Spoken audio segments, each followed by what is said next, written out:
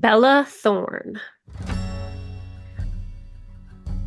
The wych elm tree is said to be the only indisputably British native elm species.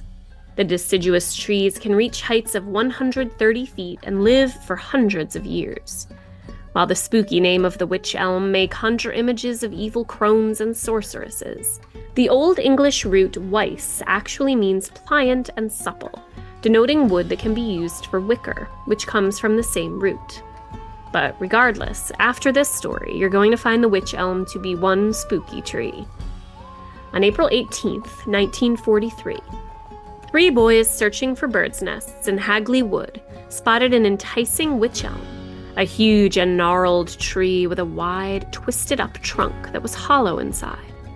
Climbing up into the tree, one of the boys peered into a knothole, and to his horror, within the shadows, he saw a human skull staring back.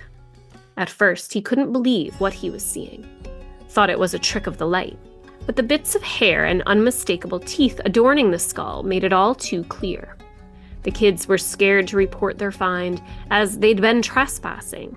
The land was part of the Hagley estate and belonged to one Lord Cavendish Lyttleton. But eventually, one of the kids cracked, and the authorities were alerted.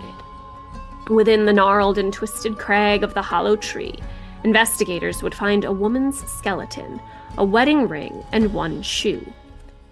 Inside the skull's mouth was some crumpled taffeta fabric, making them believe the victim had been smothered to death.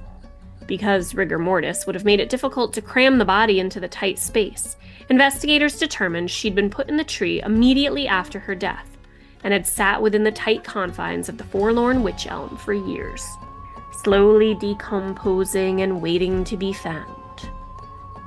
But any more than that, investigators could not determine. They weren't even able to ascertain who she was. Then, a year later, someone scrawled graffiti on the nearby Witchbury obelisk, quote, "Who put Bella down the wych elm? Hagley Wood," end quote. Was this message left by someone who knew her?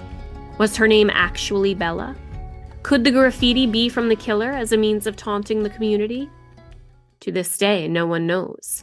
But the graffiti continued, especially during the 70s. It was common to see, "Who put Bella in the wych elm?" scrawled on walls. And to this day, the question still appears graffitied about.